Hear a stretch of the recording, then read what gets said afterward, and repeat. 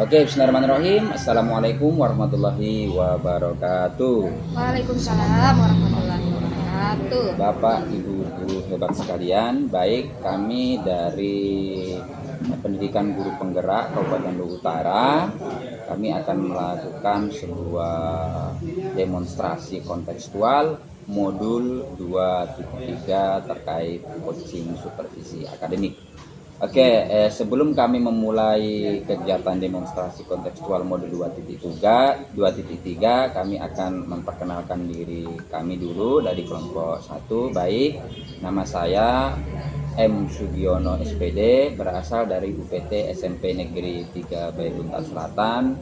Saya selaku observer dari kegiatan ini. Untuk yang sebagai coachnya, silakan Ibu. Ya, bismillahirrahmanirrahim. Assalamualaikum warahmatullahi wabarakatuh. Waalaikumsalam warahmatullahi wabarakatuh. Perkenalkan, nama saya Firdayani. Saya CGP angkatan 11 dari UPT SMP Negeri 7 Sadap Masamba. Pada kegiatan hari ini saya berperan sebagai coach. Oke, untuk selanjutnya sebagai coach silakan Pak. Terima kasih. Assalamualaikum warahmatullahi wabarakatuh. Waalaikumsalam warahmatullahi wabarakatuh. Perkenalkan, nama saya Darmawan SPD. Saya CGP angkatan 11 Kabupaten Luwu Utara. Saya dari instansi UPT SMP Negeri 3 Sadap Sabang. Pada kesempatan ini saya berperan sebagai coach. Oke, terima kasih Bapak Ibu ya. Itulah tadi identitas kami. Oke, Ibu Coach Ibu Firdayani ya. Ya, Pak. Mohon maaf, boleh ya sebelum kita melakukan kegiatan demonstrasi percakapan coaching, ada tahapan saya sebagai observer. Yang pertama, persiapan kelas supervisi, kita ada pertanyaan dan Ibu menjawab. Kemudian saya mengamati dengan menggunakan lembar supervisi, lembar observasi terkait coaching yang Ibu lakukan bersama Pak Darmawan. Dan selanjutnya adalah ada pertanyaan juga yang saya berikan terkait observasi saya setelah percakapan atau pasca observasi. Oke, Bapak Ibu sekalian, Bapak Ibu guru hebat sekalian. Oke, Ibu Firdayani, saya akan menanyakan beberapa pertanyaan terkait pra-supervisi. Oke, baik Ibu, hari ini Ibu akan melaksanakan praktik coaching Ya, dengan Pak Darmawan ya? betul Pak, benar sekali Pak. Oh ya, baik. Sebelum melaksanakan coaching, boleh saya bertanya mengenai apa yang akan Ibu praktekkan nanti? Ya, boleh sekali Pak. Oke. Nanti menurut Ibu, kompetensi coaching mana yang ingin Ibu kembangkan? Oke. Potensi coaching yang ingin saya kembangkan Pak ada 3. Nah, Yang pertama yaitu kehadiran penuh, bagaimana saya mendengarkan jawaban dari coach saya. ya. Kemudian yang kedua, memberikan pertanyaan yang berbobot untuk menuntut si coach untuk menyelesaikan masalah yang dihadapi. Kemudian Jadi Ibu ingin meniti pada 3 kompetensi sebagai pendengar penuh, kehadiran penuh, dan memberi pertanyaan berbobot kepada coach. Oke, baik Ibu. Bagian kompetensi mana yang secara spesifik ingin Ibu diobservasi yang secara spesifik? yang ingin saya kembangkan yaitu melakukan proses coaching bersama menggunakan alur tinta Pak. Karena yang pertama harus ada tujuannya, kemudian yang kedua ada identifikasi masalah, kemudian rencana aksi, dan yang terakhir adalah tanggung jawab. Ya, seperti itu. Berarti lebih spesifik Ibu ingin mengarahkan coach supaya lebih berpikir lagi mengenai menggali idenya. Ya. Baik Ibu, terima kasih atas waktunya sesi tanya jawab kita terkait pra supervisi. Oke Ibu, mungkin untuk pra supervisi mungkin cukup sekian. Silakan Ibu sebagai coach dan Pak Darmawan sebagai coach, silakan dilaksanakan kegiatan coachingnya dan saya akan mengamati sebagai observer. Silakan. Bismillahirrahmanirrahim. Selamat siang Pak Darmawan. Bagaimana kabarnya hari ini Pak? Selamat siang Bu. Alhamdulillah baik Bu. Kira-kira Ibu sendiri bagaimana kabarnya? Alhamdulillah sangat baik Pak. Alhamdulillah kalau memang pada kesempatan hari ini keadaan juga sangat baik. Begini Pak, akhir-akhir ini saya perhatikan selesai mengajar ada yang serius dipikirkan Pak. Apa yang Bapak pikirkan selama ini? Benar sekali Bu. Oh ya Bu Firda, bolehkah saya minta waktunya? Saya ingin bercerita tentang apa yang saya rasakan akhir-akhir ini di kelas. Kebetulan menyangkut siswa di kelas Bu. Ya. Mungkin membutuhkan waktu yang agak lama. Tidak apa-apa ya Bu? Ya tidak apa-apa Pak. Sebelumnya Bapak duduknya duduk yang baik dulu ya Pak ya. Kita duduk yang nyaman supaya ngobrolnya lebih santai. Kita tarik nafas dulu pelan-pelan, hembuskan secara perlahan. Ulangi lagi Pak. Sekali lagi ya Pak ya. Oke, bagaimana perasaannya sekarang Pak? Alhamdulillah Bu, sekarang saya merasa sedikit lebih tenang Bu. Kebetulan memang pada kesempatan ini saya memang perlu untuk membicarakan permasalahan yang saya hadapi. Artinya terima kasih Bu sebelumnya sudah bersedia membantu. Baik Pak, jadi apa nih yang bisa saya bantu Pak? Saya ingin mendapat solusi dari masalah yang saya hadapi sekarang ini. Oke, coba Bapak ceritakan. Saya ingin tahu apa yang menjadi beban pikiran Bapak tentang murid-murid tersebut. Saya merasa murid-murid saya tidak seluruhnya aktif dalam kegiatan diskusi dan presentasi kelompok di kelasnya. Begitu ya Pak ya. Ya. Mengapa? Apa yang membuat Bapak merasa banyak yang tidak aktif? Begini, setiap diskusi kelompok ada saja yang seolah tidak serius bekerja, sering mengandalkan anggota yang mereka anggap lebih pintar atau yang dipilih saja sebagai ketua kelompok. Oh begitu ya Pak. Jadi apa target atau tujuan yang Bapak harapkan bisa dicapai setelah kita nanti ngobrol Pak? Saya ingin mendapat solusi yang tepat agar murid berpartisipasi aktif saat berdiskusi dan presentasi hasil diskusi sangat baik. Kemudian saat presentasi kelompok lain yang diminta menyimak jarang ada yang bertanya atau berpendapat. Oke Pak, menurut Bapak hal apa saja yang membuat murid-murid Bapak kurang aktif dalam pembelajaran dengan metode diskusi kelompok?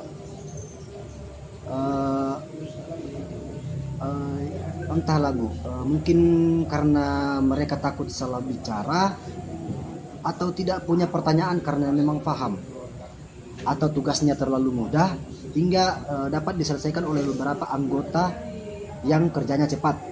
Oke Pak, baik. Bapak dalam satu kelompok berapa siswa Pak? Dalam satu kelompok itu sekitar 7-8 orang. Nah, menurut Bapak itu sudah efektif?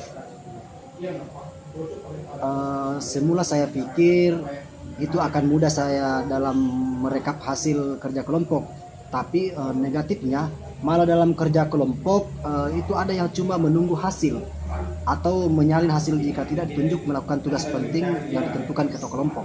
Oh begitu ya Pak. Kira-kira apa saja yang dapat membuat murid Bapak antusias dan aktif dalam diskusi dan presentasi?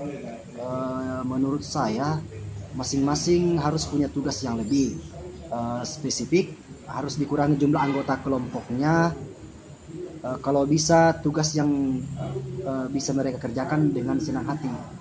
Wah, saya sependapat dengan Bapak. Lalu menurut Bapak, mengenai tugas yang diberikan kepada kelompok, apa penyebab penyimak presentasi tidak antusias, bertanya jawab dan berpendapat Pak?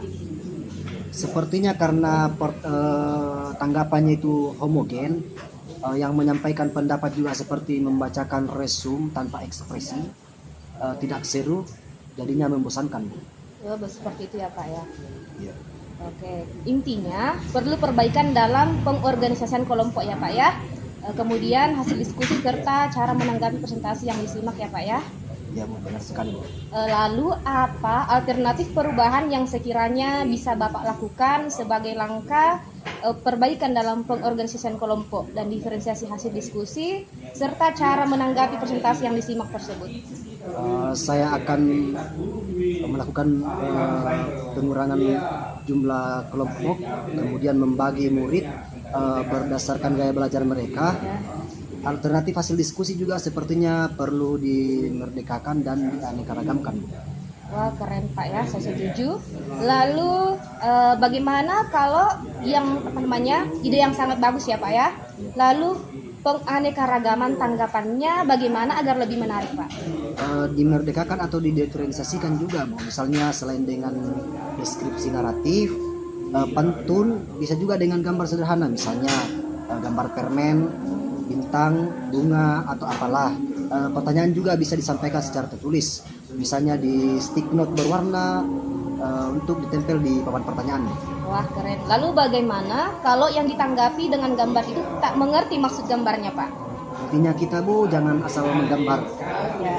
Kalau yang menanggapi dengan gambar harus bisa menjelaskan alasan mengapa ia menanggapi dengan gambar tersebut. Ide yang sangat bagus ya Pak ya. Selanjutnya, bagaimana dengan langkah yang akan Bapak lakukan untuk mewujudkan ide keren tadi yang Bapak sampaikan?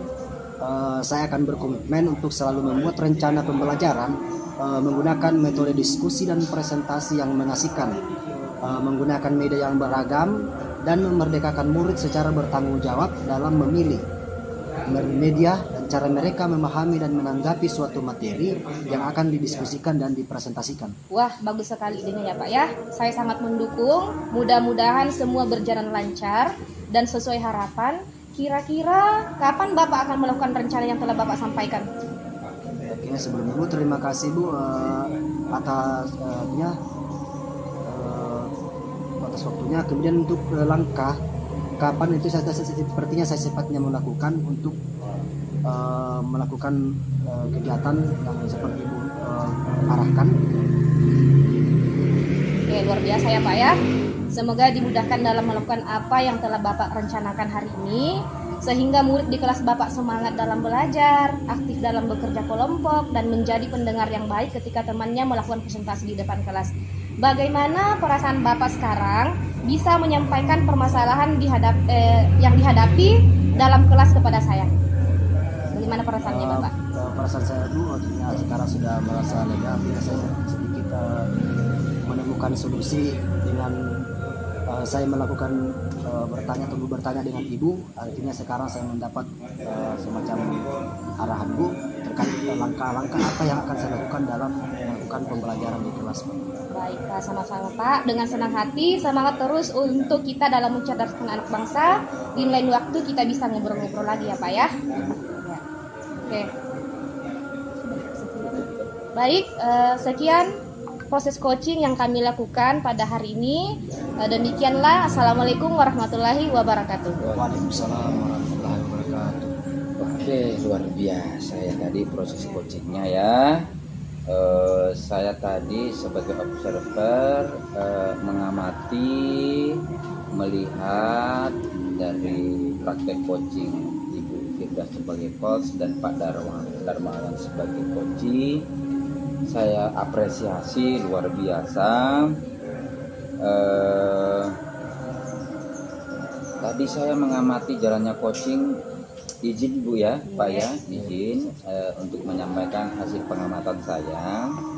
Jadi Ibu Firdayani sebagai coach sudah luar biasa, telah mengajukan pertanyaan yang berbobot, sehingga ide-ide dari coaching itu sudah tergali semua dari permasalahan yang terjadi pada coaching.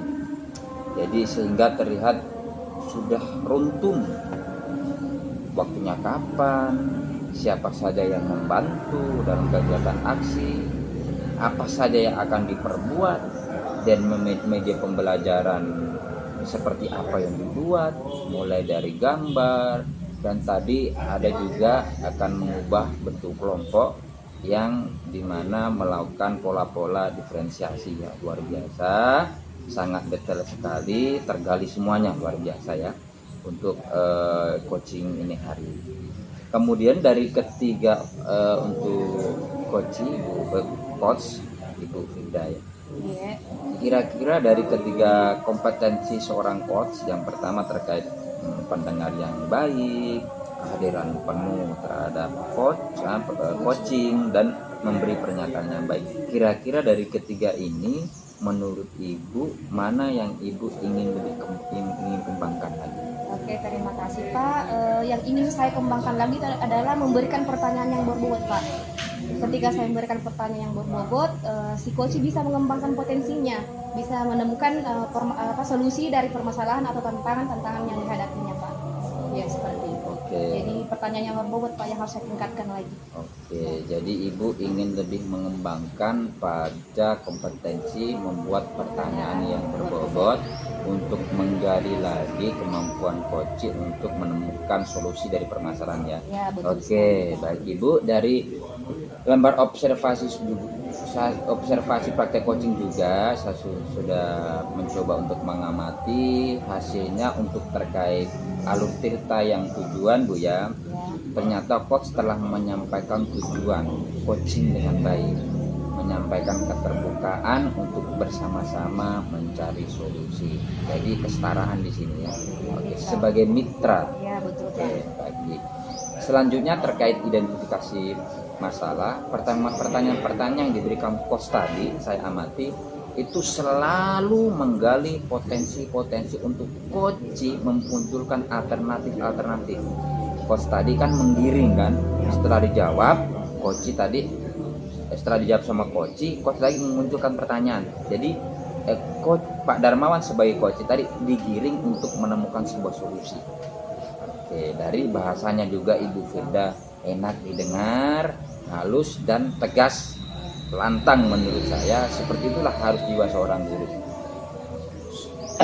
Oke, terkait rencana aksi umpan balik yang disampaikan coach tadi, disampaikan dengan bahasa yang narasi yang positif, memberikan beberapa apresiasi kepada coach dengan bahasa tadi ya, wah bagus sekali Pak. Nah, itu bagus. Dari beberapa bahasa solusi yang disampaikan oleh coach sama coach tadi luar biasa. Ada sebuah pesan bahwa perasaan mitra dalam sebuah coach itu memang harus ditumbuhkan supaya solusi itu bisa dimunculkan dari pihak coaching. Luar biasa. Oke, terkait tanggung jawab tadi yang saya amati itu coach mampu memberikan pertanyaan dan umpan balik dari coach. Komitmen apa yang ingin disampaikan oleh coach tadi sudah muncul, makanya ini saya catat. Alhamdulillah untuk praktik demonstrasi kontekstual coaching pada hari ini sudah terpenuhi seluruhnya, mulai dari langkah cerita yang dari pertama ada tujuan, yang kedua identifikasi, ketiga rencana aksi, dan yang terakhir itu adalah tanggung jawab. Oke, luar biasa pertemuan kita hari ini dan proses coaching kita hari ini luar biasa, sudah memperlihatkan 3 kompetensi coaching dan sudah juga memunculkan semua alur cerita yang sudah kita bahas.